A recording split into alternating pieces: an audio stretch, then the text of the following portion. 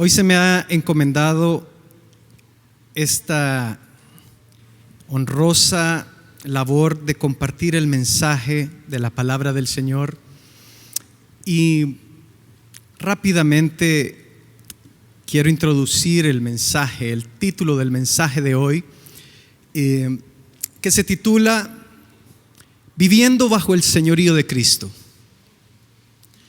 Somos cristianos, algunos recientes, otros quizás de años, y hemos escuchado lo importante que es vivir bajo el señorío de Cristo, pero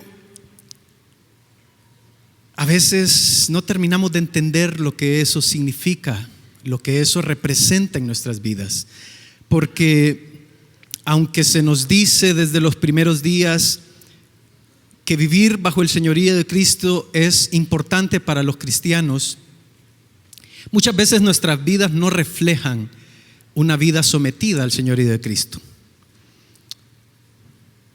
Antes de meternos a entender el señorío de Cristo, es importante que entendamos qué es el señorío. En la Edad Media, el señorío era una institución jurídica consistente en un territorio y su población, bajo la autoridad y dominio de un señor que ejercía funciones jurisdiccionales, administrativas y económicas sobre sus habitantes. Es decir, él era el dueño. Y todos nosotros, creyentes y no creyentes, de alguna manera venimos configurados a entender lo que es estar sometido bajo el señorío de alguien.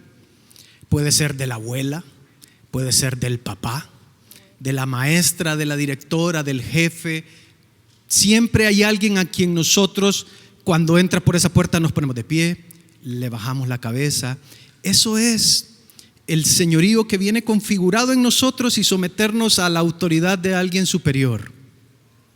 Dicho eso, quiero llevarlos al libro de Filipenses, el capítulo 2, versículos del 9 al 11, que nos dicen qué es el señorío de Cristo. Y este versículo lo hemos escuchado todos y dice: por lo cual Dios también le exaltó hasta lo sumo y le dio un nombre que es sobre todo nombre, para que en el nombre de Jesús se doble toda rodilla de los que están en los cielos y en la tierra y debajo de la tierra, y toda lengua confiese que Jesucristo es el Señor, para gloria de Dios Padre. A Jesús se le ha dado un nombre que es sobre todo nombre. Hace poco cantábamos una canción que dice que ese nombre es más grande que gigantes, más grande que dolores, más grande que adversidades. Pero ¿sabes? Ese nombre también es más grande que tú. Ese nombre también es más grande de quien a tú consideras importante en tu vida. Dice este versículo que el nombre de Jesús es tan grande que ante él se debe doblar toda rodilla. Pero la pregunta es: ¿hace cuánto fue la última vez que doblamos nuestras rodillas delante del Señor? Porque si eso no pasó hoy, entonces ¿estamos viviendo bajo el señorío de Cristo? Y dice que delante de él toda lengua deberá confesar que Jesucristo es el Señor. Pero ¿realmente lo estamos haciendo en nuestras vidas? ¿Estamos realmente viviendo bajo el señorío de Cristo? Y dicha esta introducción, la gran pregunta que surge es: ¿qué debemos hacer para vivir bajo el señorío de Cristo? ¿Qué es lo que debemos hacer? ¿Acaso debemos orar todos los días? ¿Debemos leer la Biblia todos los días? ¿Ir a la iglesia, portarnos bien, diezmar, ayudar? ¿Qué es lo que debemos hacer para vivir bajo el señorío de Cristo?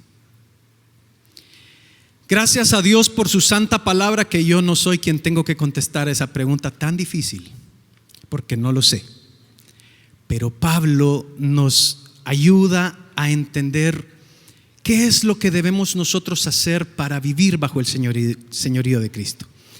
Y yo les traigo 4 propuestas que se encuentran en Filipenses capítulo 3, un poquito más adelante de donde acabamos de leer. Y vamos a estar estudiando del versículo 7 en adelante. La primera cosa que debemos nosotros hacer para aprender a vivir bajo el señorío de Cristo es morir a mí mismo.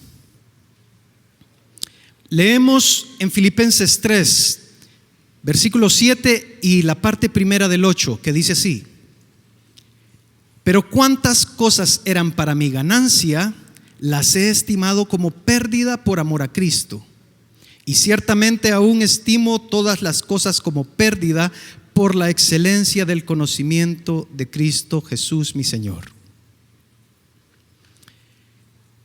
Cuando nosotros hablamos de morir a mí mismo, pensamos en el hombre de pecado.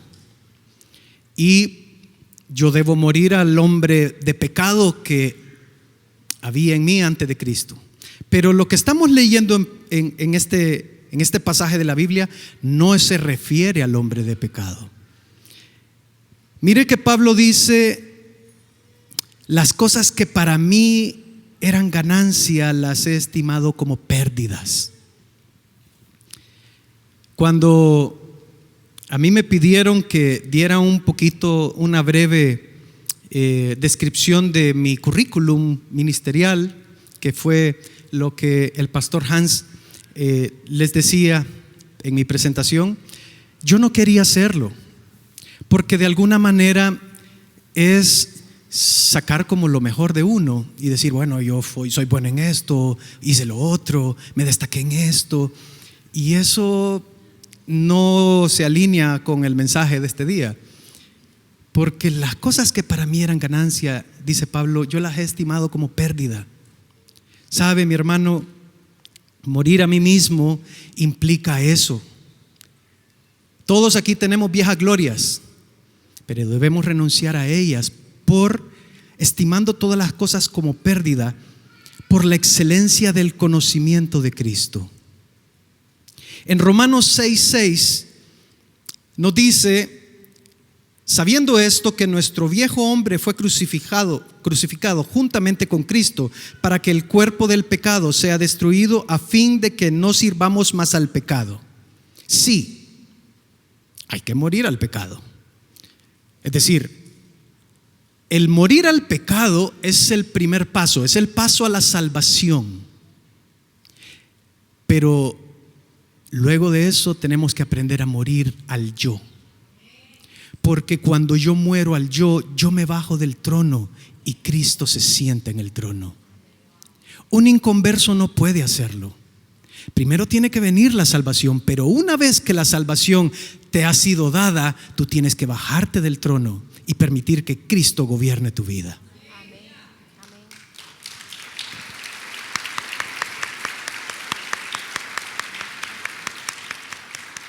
El problema es que si nosotros no hacemos eso, es que cuando nosotros entendemos que la gloria de Dios es suprema, cuidamos nuestro andar, nuestro hablar, nuestro pensar. Pero cuando perdemos el temor el temor reverente a Dios, le perdemos miedo al pecado. Es por esa razón que nosotros debemos, en primer lugar, morir a mí mismo, si queremos vivir bajo el señorío de Cristo. En segundo lugar, ¿qué debemos hacer para vivir bajo el señorío de Cristo? Conocer y ganar a Cristo. ¿Qué es eso de conocer y ganar a Cristo? Veamos lo que nos dice siempre en Filipenses.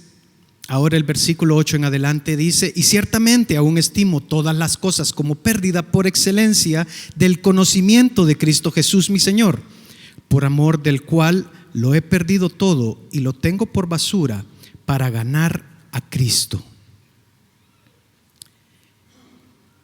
El versículo dice que lo he perdido todo por la excelencia del conocimiento de Cristo Jesús mi Señor. Mire, mi hermano, ante mí pueden haber grandes empresarios, doctores, gente muy preparada, o gente muy talentosa, músicos, escritores, qué sé yo. Pero cuando todo eso es importante en nuestras vidas, el Señor no puede ser preeminente. Hasta que yo dejo de lado todo eso por lo que yo me he esforzado toda mi vida y renuncio a mis logros, renuncio a mis triunfos y decido que Cristo sea el Señor, entonces se abre espacio en mi vida para alcanzar la excelencia del conocimiento de Cristo Jesús. Porque venir a la iglesia, estar entre hermanos, tener tiempos de alabanza como esto es delicioso, pero si solo te quedas con eso, nunca vas a poder conocer a Cristo Jesús. Mire cómo Pablo termina diciendo: por amor del cual lo he perdido todo y lo tengo por basura para ganar a Cristo. Lo tengo por basura. Pablo era un hombre sumamente preparado y él dice: todo eso que yo soy y que he logrado, lo tengo por basura para ganar a Cristo. Ahora, lo que hacemos no gana a Cristo. En realidad es cuando nosotros le abrimos el espacio a Cristo para que Él entre en nuestras vidas, nosotros ganamos. Nosotros ganamos a Cristo. Mire, quiero llevarlos al libro de Juan, capítulo 14, el versículo del 22 al 24. Le dice Judas, no el Iscariote, al Señor: Señor, ¿cómo es que te manifestarás a nosotros y no al mundo? Respondió Jesús y le dijo: el que me ama, mi palabra guardará, y mi Padre le amará, y vendremos a él y haremos morada en él. Pero el que no me ama no guarda mi palabra, y la palabra que habéis oído no es mía, sino del Padre que me envió. Judas le pregunta a Cristo: ¿cómo te manifestarás a nosotros? Cada uno de nosotros quiere saber cómo Dios se va a revelar a nosotros. Y Jesús le responde: el que me ama, mi palabra guardará. Estamos hablando, en lo que leíamos de Filipenses, conocer y ganar a Cristo. Si quiere conocerlo, conózcalo aquí. Porque el que guarda su palabra, le ama. Y mire lo que el Señor le promete y dice: vendremos y haremos morada. Pero Dios no puede hacer morada en un corazón que no es santo, que no vive guardado para Él, sometido a Él. Entonces Dios se va a manifestar por nosotros por medio de su palabra. Y amar a Cristo es amar su palabra. Este conocimiento del que Pablo nos habla en este versículo es un conocimiento, llamémosle intelectual, racional, porque está hablando de conocer a Cristo por medio de su palabra. Entonces, en segundo lugar, necesitamos conocer a Cristo, pero no viniendo a la iglesia. Es decir, venga a la iglesia, pero abra su Biblia. Abra su Biblia cada día, porque solo así vamos a poder conocer a Cristo verdaderamente. Yo no puedo conocer a Cristo viendo cómo mis hermanos lo conocen y yo los imito a ellos. Yo debo conocer a Cristo por revelación, por medio de su palabra.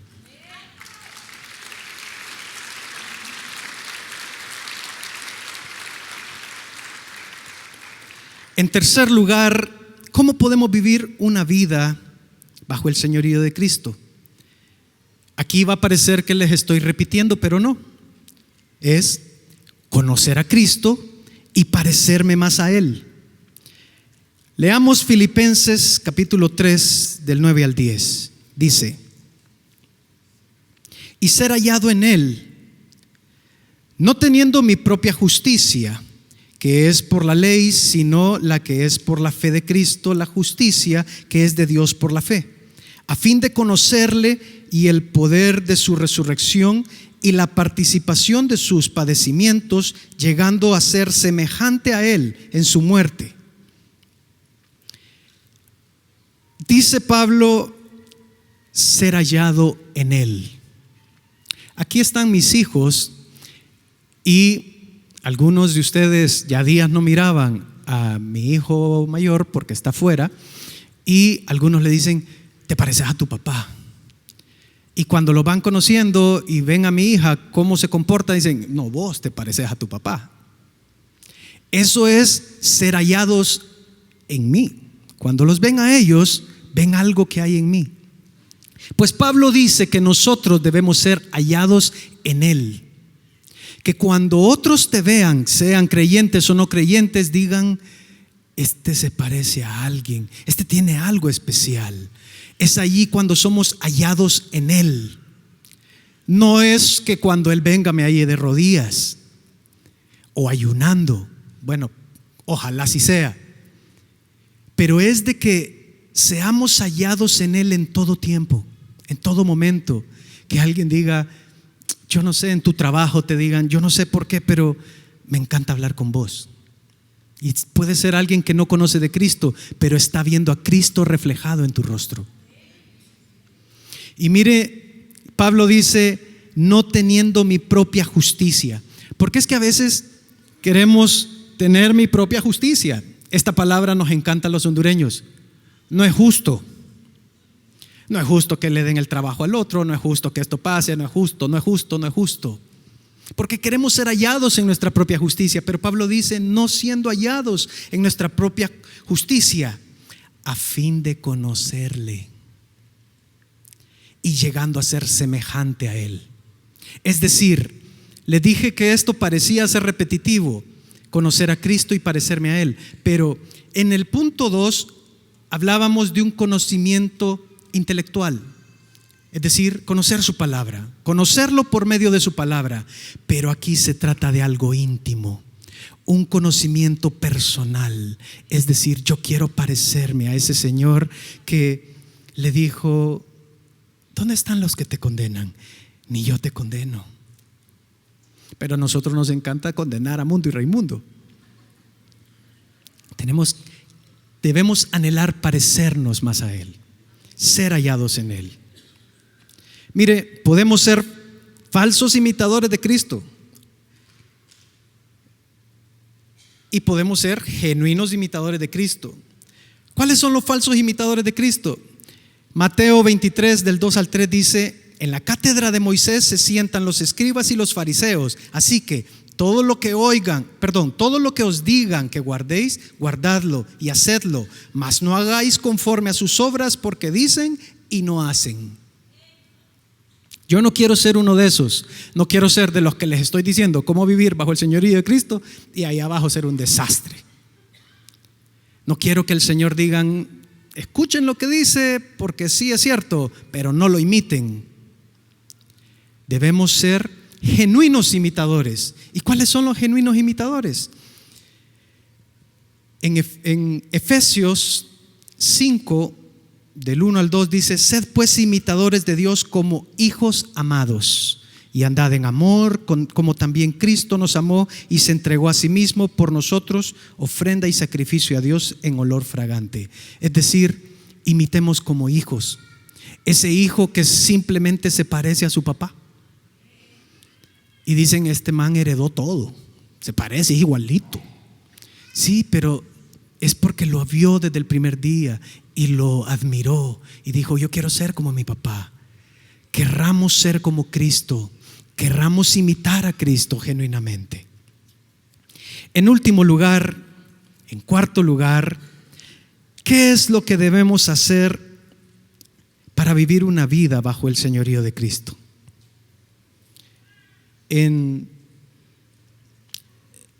Primero definamos lo que es perseverar. Perseverar es mantener el esfuerzo constante hacia una meta a pesar de las dificultades, el tiempo y los obstáculos.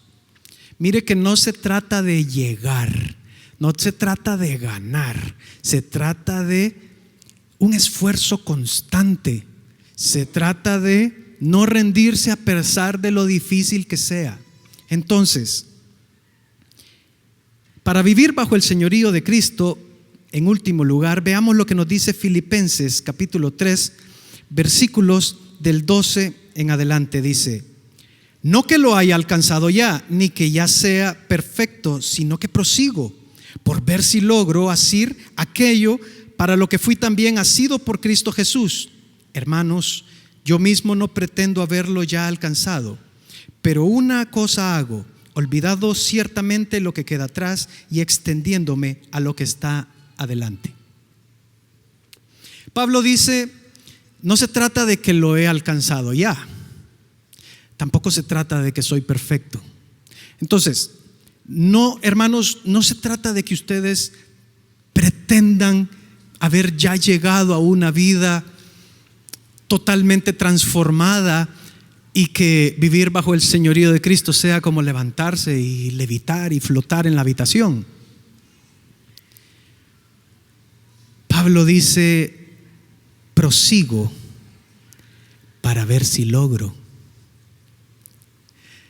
Miren, los que somos competitivos, porque yo ciertamente lo soy, ese para ver si logro no es muy grato. Yo quiero lograrlo. Pero Pablo dice: no se trata de lograrlo. Me levanto y me esfuerzo un día más. Mire, mi hermano, si usted ayer se levantó creyendo que iba a vivir una vida digna del Señor y en la noche pecó, levántese hoy y vuelva a intentarlo. Si hoy en la noche usted llega a su casa derrotado porque volvió a pecar, levántese mañana y vuelva a intentarlo, porque prosigo para ver si lo logro.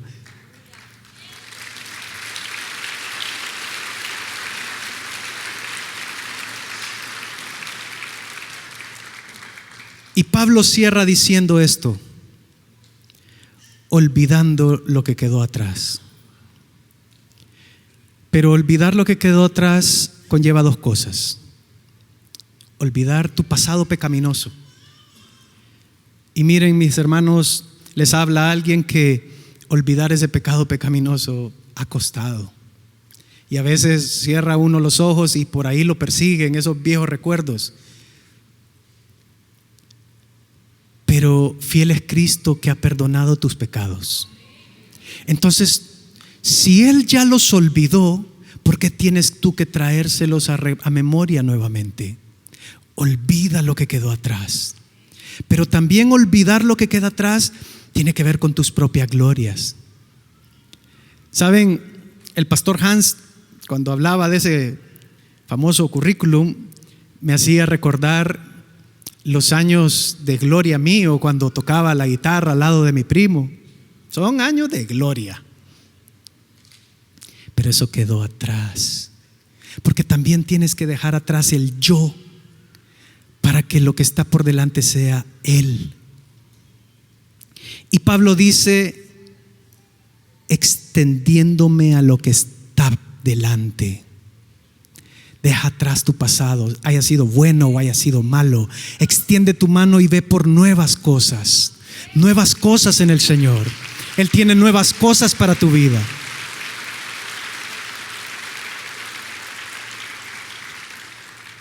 Cierro este mensaje invitándoles, que creo que no está en pantalla porque fue algo que el Señor puso en mi corazón recientemente, en el libro de Lucas capítulo 14 versículo 33, palabras de Jesús que dice, y los músicos pueden subir, dice: así pues, cualquiera de vosotros que no renuncia a todo lo que posee no puede ser mi discípulo.